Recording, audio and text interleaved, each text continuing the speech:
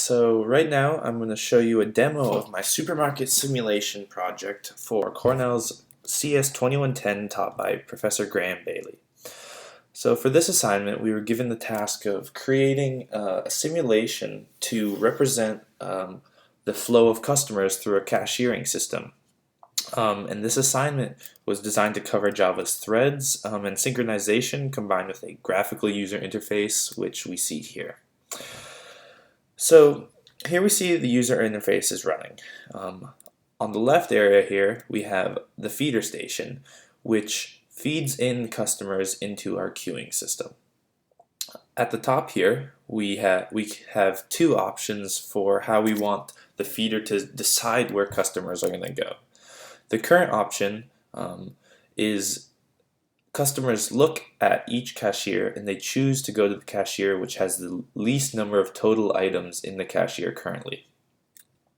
The second option is that customers choose to go to the cashier with the fewest number of items of customers currently there.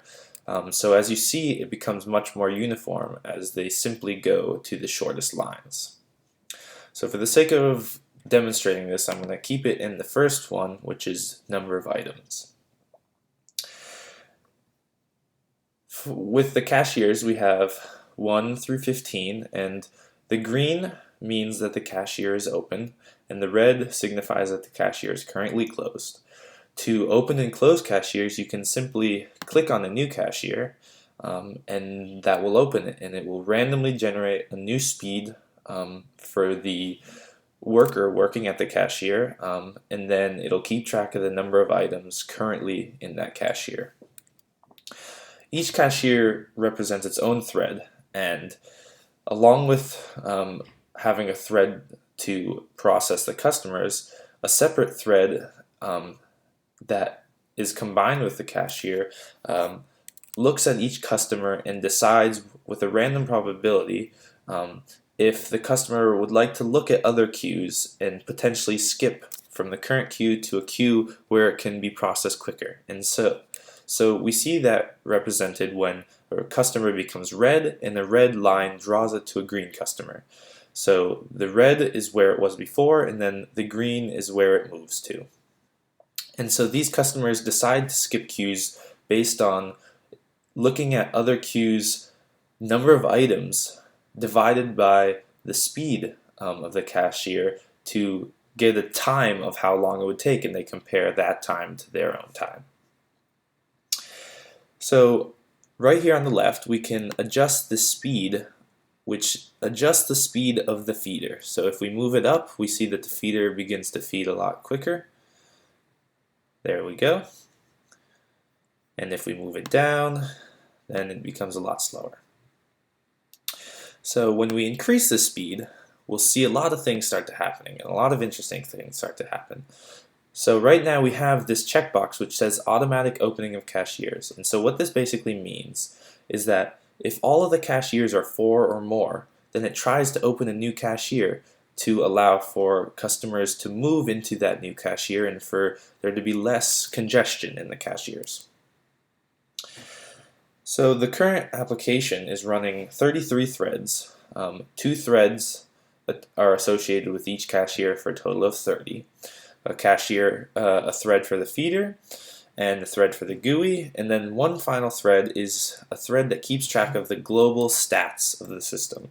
And so the stats are the maximum time in seconds that any customer has taken, so the longest time for any customer with 20 items or less, the longest time for any customer with 20 items or more, and then we have averages for average time for all customers, average time for small customers, and average time for those medium to large customers.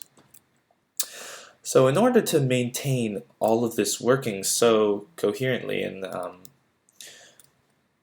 continual system, there was a lot of work that had to be done with synchronizing the threads and making sure that there were no deadlocks or starvation of threads. And so basically I made sure that when items were being removed or deleted, that the threads were properly locked and others were properly waiting for them. So another feature that we can have here is we can choose to create express queues. And so essentially what this will do is once these express queues, once the customers that were previously in these express queues flow out, then only customers with 20 or less items can enter that express queue. And so we start to see here that customers such as who have 8, 15, 14, 18, they all have a small number of items. They can be added to these express queues. And again, we can turn on any cashier queue we want. And then if we unclick this auto reopening, then the computer won't try to reopen them, and we can manually close a couple and see the system start to pile up a bit. So that's basically all there is to the system. One other feature is if a queue becomes 8 or longer, it automatically closes down. And if you have automatic reopening, then it will reopen after it's gone down 2 customers, so if it goes down to 6.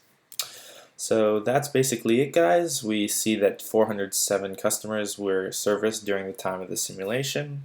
I hope you have fun playing around it with yourselves, and thank you. So yeah, everything just stopped, so we're gonna turn this back on to let it start back up. All right.